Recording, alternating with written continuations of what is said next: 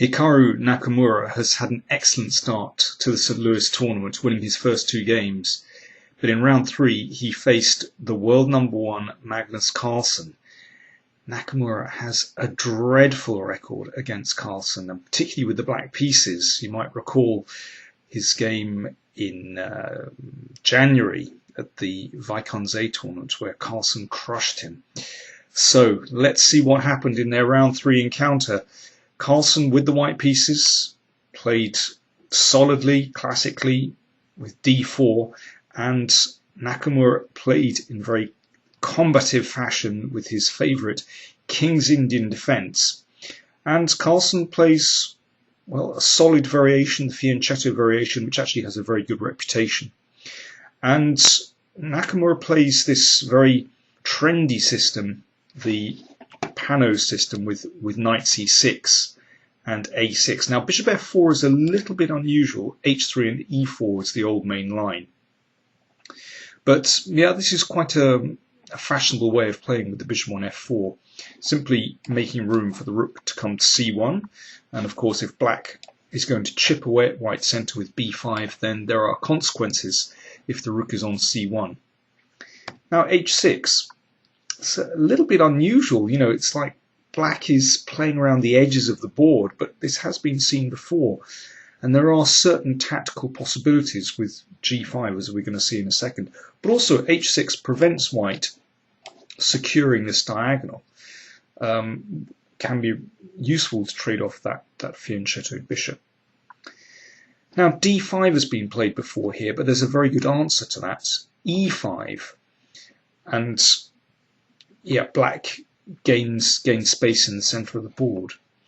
Carlsen played instead b3, which looks pretty solid. Sometimes you're just bolstering c4. Well, sometimes this b file can open, so b2 won't be under attack. As we'll see, there are good reasons for solidifying this pawn chain. And now Nakamura lashed out. This was a fascinating moment. You don't need to play g5. But g5 is very aggressive indeed. The point is that if the bishop drops back, then g4 and then knight takes d4. Or if the bishop goes to e3, then knight g4 is a little bit uncomfortable. White won't want to lose that dark-squared bishop. So Carlsen has to play d5. I'm sure he'd foreseen this anyway. Now if the knight moves away, then white is fine and the bishop can retreat. So black has to take and white takes. Black exchanges here. Now we've got a very strategically unbalanced position because the pawn structures are so different. On the king side, that trade has been favourable for white, no doubt about it. Carlsen has swapped an h-pawn for a g-pawn, which, although not significant at the moment, means that later on black's king could be weaker. It's an isolated h-pawn as well. But white's king doesn't suffer because of the lack of the h-pawn. On the queen side, well, this is very funny. Should black take this? Well, I don't think so, because that can be met by knight d4. And white gets the pawn back. And yeah, the control of the light squares looks very favourable for white. So Nakamura played b5. I think a correct decision. Basically, here, that one pawn can sort of control these 2 pawns. So from a strategic point of view, I think that's correct. Now, the only thing is the b pawn going to be weak after Carlsen fixed it with this move b4? So the basic idea is to play knight d4 to attack the pawn on b5. So Nakamura has to react very quickly in this position, which he did. He's not afraid to go forward. d5, which means that after, let's say, knight d4, then e5, and you can see that there are problems here. Here, I think queen b3 is a nice move, protecting the b pawn and making way for the rook to come to d1 opposite the queen. I think that's a solid way of playing the position. Carlsen chose queen d3, which is very aggressive, very sharp, because it adds more pressure to the pawn on b5. But after queen d6, well, I mean, this is such a wild position now. There are so many tactics going on here. You can see this pawn is attacked. Now, if a3, then black will build a centre with e5, and that's uncomfortable for white.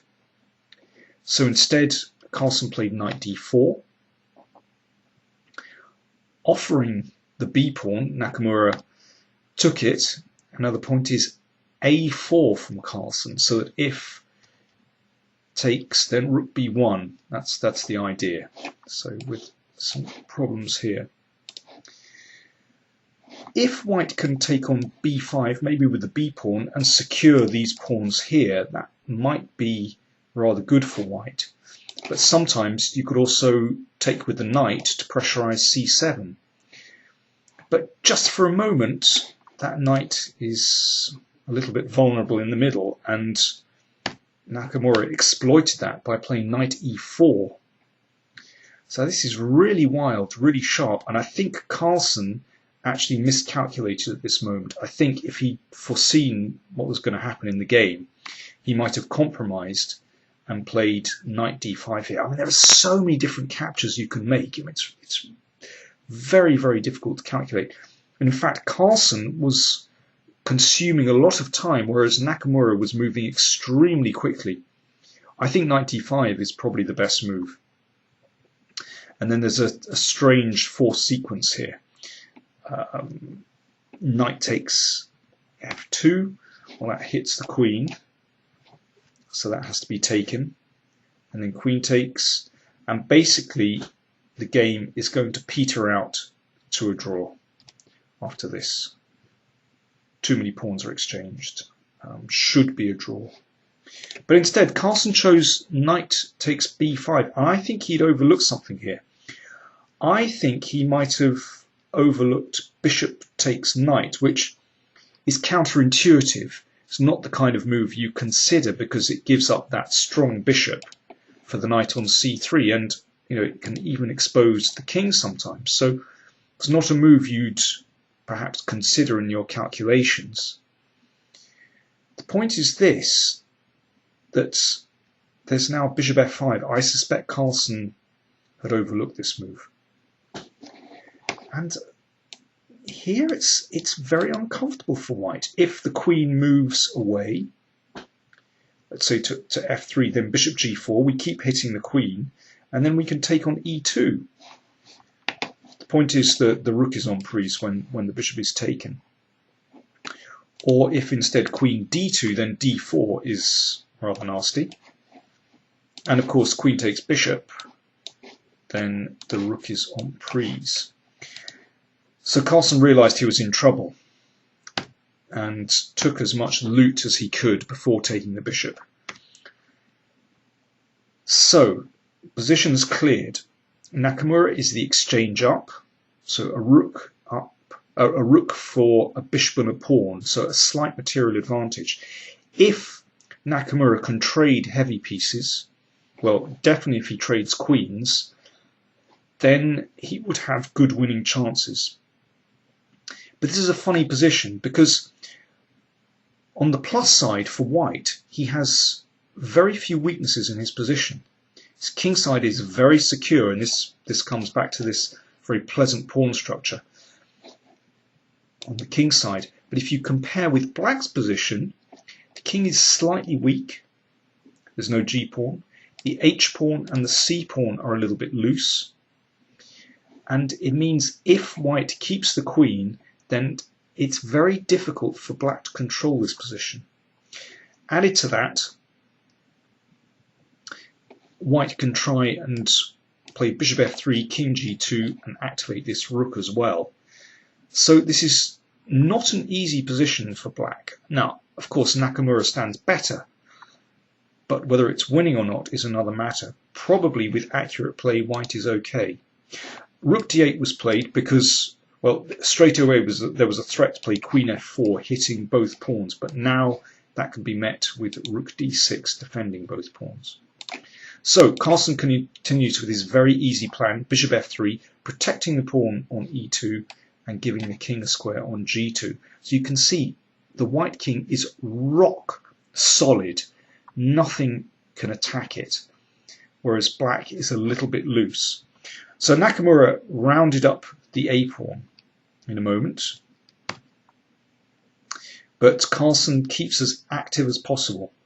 I have to say, Carlsen was short of time here, which is rather unusual for him, and Nakamura was playing very quickly, trying to tip him over the edge.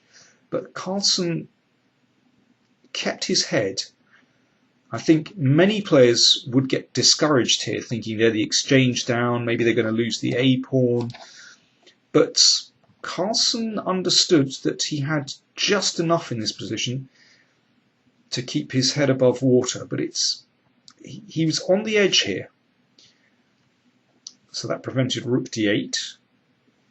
So black is still angling to take this pawn. But Carlsen is finding counterplay here.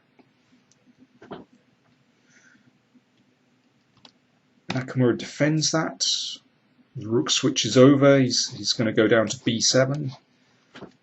So Nakamura has managed to take that pawn, but there is a problem that black always has to keep defending here. And now Carlsen just waited, actually, maintaining his active position. And really, black can't do very much at all here. Nakamura exchanged, but of course with that fantastic pawn on b7 protected by the bishop. If Carlsen keeps his head, then he's going to be okay, even though this c-pawn is steaming down the board. If Nakamura could trade these two, then he would have some winning chances.